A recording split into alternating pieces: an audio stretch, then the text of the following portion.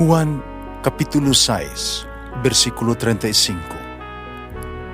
Si Jesus miingon kanila, "Ako mao ang pan nga naghatag sa kinabuhi.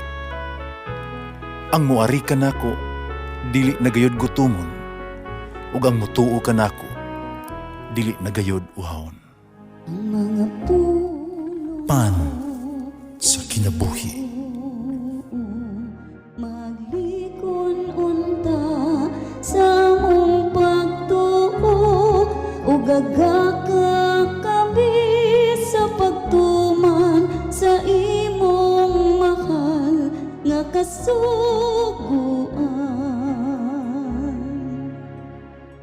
Ginumanaa kaninyo. Sa itong Ebanghelyo sumala ni San Mateo. Si Jesus mingon siya mga tinunan.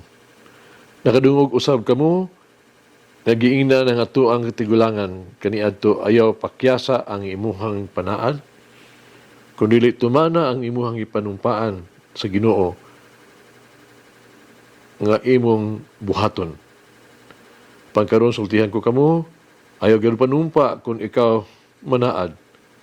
Ayaw panumpa sa langit, kaya ang langit mo ang trono sa Dios. Ni sa yuta, kaya ang yuta mao ang iyang tumbanan. Ni sa Jerusalem, kaya kini mo ang iyang syudad sa langdong hari. Ayaw ka mo panumpa, bisan gani sa inyong ulo, kadili man kamo makapaputi o makapaitom sa lugas sa inyong buhok. Inalamang oo o dili, kaya kung mukapin pa niini, kana gikan na sa yawa. Ang Ebanghelyo sa Ginoo. Pasalamati ang Ginoo kay siya maayo, ang iyang gugma mulungtad hangtod sa kahangturan. Pasalamati ang Diyos sa tanang mga Diyos, ang iyang gugma malungtaron. Pasalamati ang Ginoo sa mga Ginoo, ang iyang gugma balungtaron.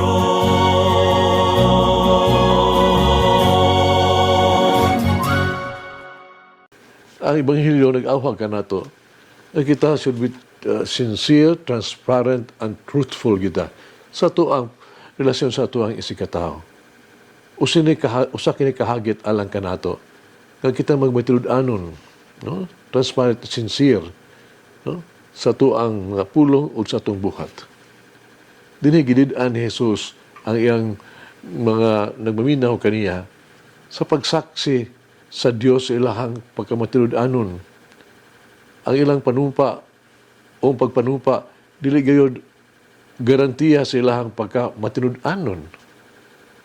Dugang pa, dili kinahanglan nga ang pagpanumpa alang sa usa ka matilud-anon nga matarong nga tao. Siso nagtawag ka nato aron kita magmatilud-anon sa tuang mga pulong. Ipakita nato ang ato ang tinuod nga kolor, diin magmatud-an ang ato ang pagka maunugon. Kung kita para kaniya, kinahanglan mapakita kita pinagis pagmatuod kaniya. Ang atong desisyon nga makig-uban kaniya, kinahanglan ipakita di lamang pinaagis mga pulong, kundi pinaagis sa pagpanumpa, kung dili paagis pagpanumpa, kung dili pinaagis sa pagsunod sa mga pulong, o pagtuman, pagsunod sa mga tunog. Busa himua ang ato ang mga oo kaniya sa iyang kibubuton, o ang mga pamaagi mahimong oo, himua ang ato asang dili sa mga sala o kag sa tanas mahimo usab nga empathic ayong dili.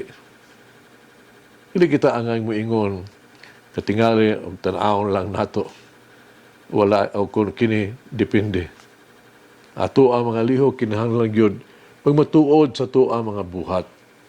Kinahanglan adunay pagkamatilud-anon sa tuang gisulti o gibuhat. Kung kita matilud-anon sa to ang mga pulong o mga buhat, dan ang mga tao siguradong musalig ka nato. Kita makita ingon nga mga tao na nga dunay word of honor. Mga tao nga dunay integridad. Sa dili kini kinahanglan nga kita manumpa aron kita musalig ang mga tao kanato.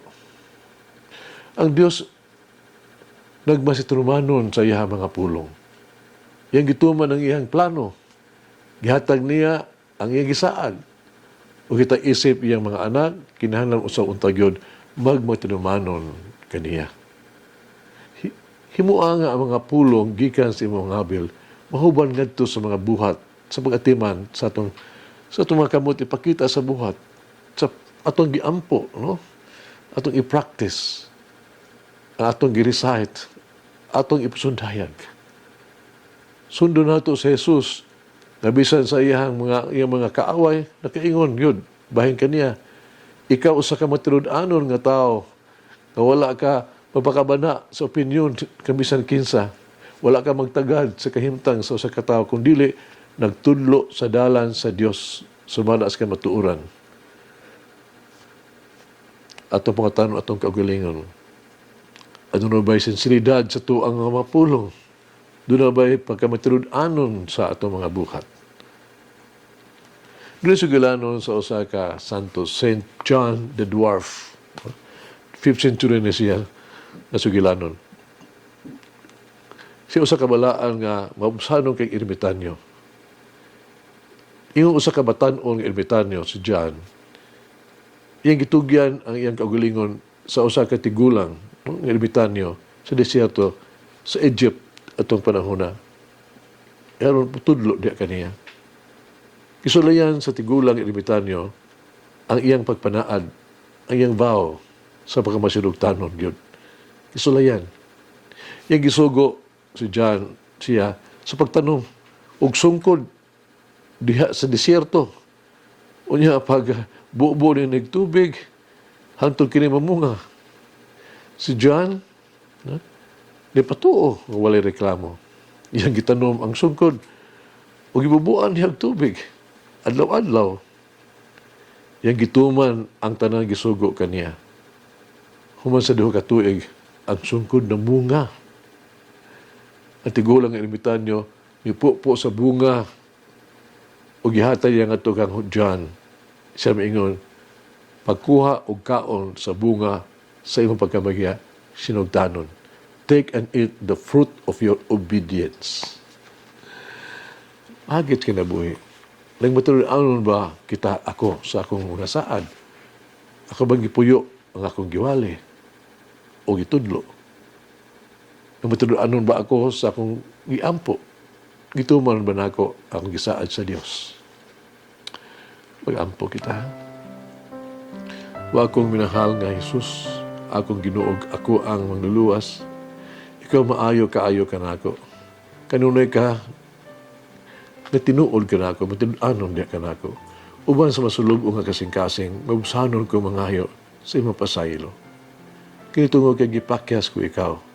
Wala na ako mabuhat ang imong gusto ka na ako. Wala na ako magtuman sa imong gipaabot. Nagbasol ako. Ginoong Jesus, ug ginasing-kasing nga ngayo kung imong pasaylo. Wala ko tumana, ako ang mga pulong kanimo. Wala ko tumana ang imong mga sugo. Ituyo ko, gibaliwala ang imuhang kabubuton ug ipasagdan ko ikaw. Karong adlaw, uban sa imong paggiya o grasya, tuguti ako kung mga tinud-anon kanimo. Tuguti ako nga bukas ug transparent na diha kanimo. Tuguti ako nga bugos ug magpunting sa hingpit kapag salig kanimo. Amen. Oh Mary, keep me faithful to my commitment to the Lord.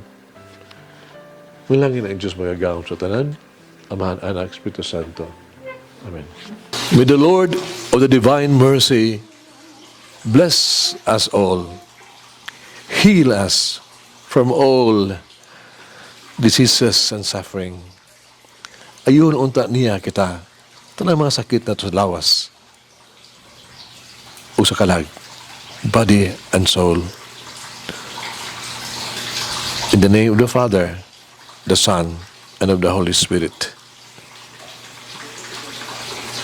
Jesus, I trust in you.